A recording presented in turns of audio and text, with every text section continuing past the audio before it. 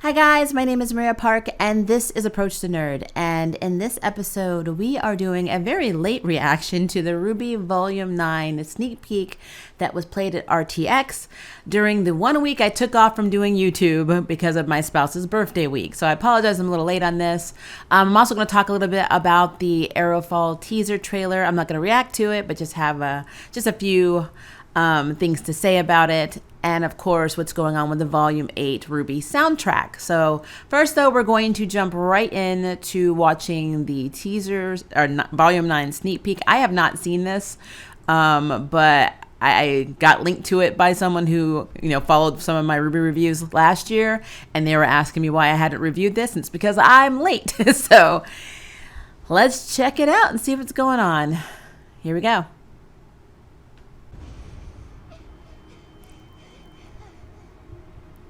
Okay, this must be from Volume 8.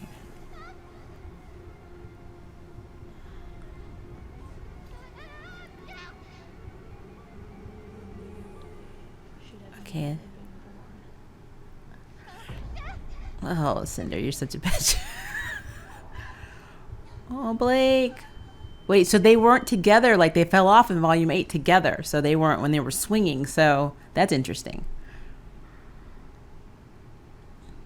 All these little orange orbs. Huh.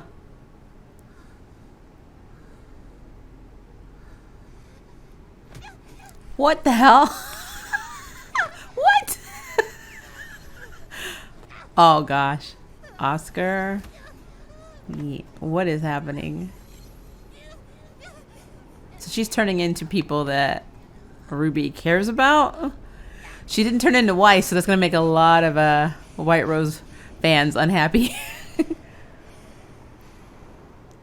I cannot believe that Neo was literally trying to kill her while they're falling to their deaths, or wherever they're going.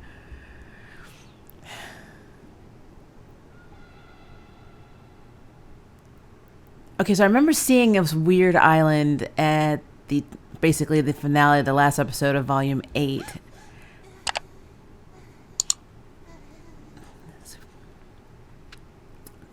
Very weird. Where the hell are they?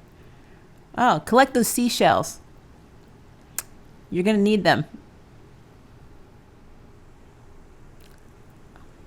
There are two suns. What is happening? Okay, so somehow we're in Star Wars.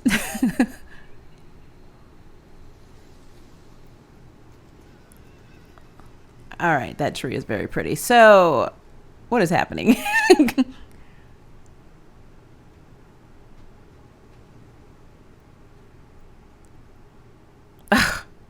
That's it. No. Okay. This island is either some new world, the afterlife, or probably because I've been playing Animal Crossing a little too much, it's a brand new island in Animal Crossing, and she needs to start collecting stuff to pay for her house expansions, like those shelves, and maybe go shake some trees to see if bells are in them. I want to know where Yang and Weiss are. Her and Blake, I thought, were falling together at the end of Volume 8. So how did they get separated that fast? Neo is hardcore. Girl was like, I'm going to kill your ass even though we're about to die. Like, that to me shows you just how dedicated Neo is to ending RWBY's life. Impending death is literally nothing compared to her taking RWBY out before she plummets to her death. And she was holding that hat. I'm like, interesting that she turned herself into Oscar and Yang and Penny. But I'm like, not Weiss? First of all, Weiss is my favorite character, just so you know. And even if you don't ship them, I mean, she is RWBY's partner, so they're very close. So you would think that she would at least care about her. And we didn't even see her turn into Blake.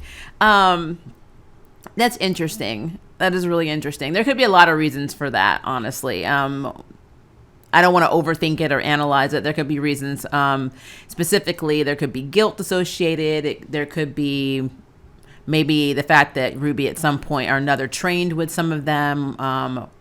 Maybe she has unresolved things to say to people. I mean, there could be a lot of reasons why she's seeing who she's seeing.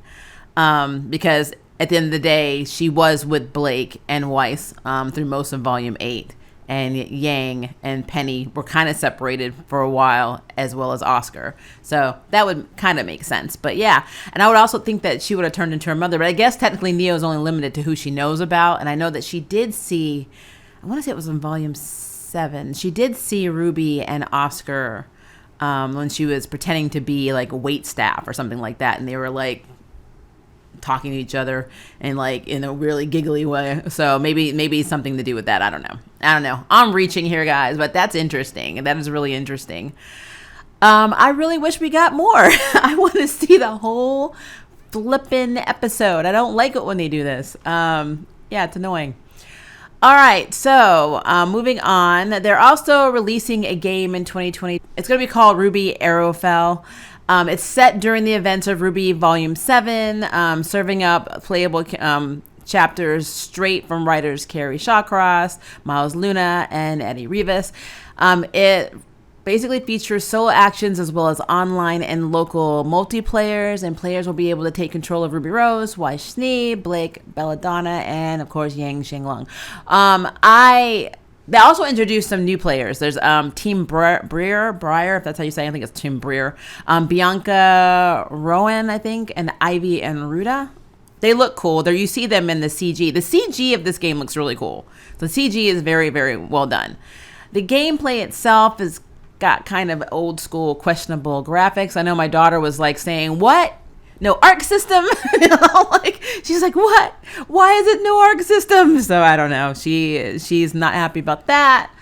Like I said, I'm happy to get any RWBY content. So I mean, it's something I probably will try to get, but I don't know. It does kind of look like very good CG mixed with mobile game graphics. So we'll see.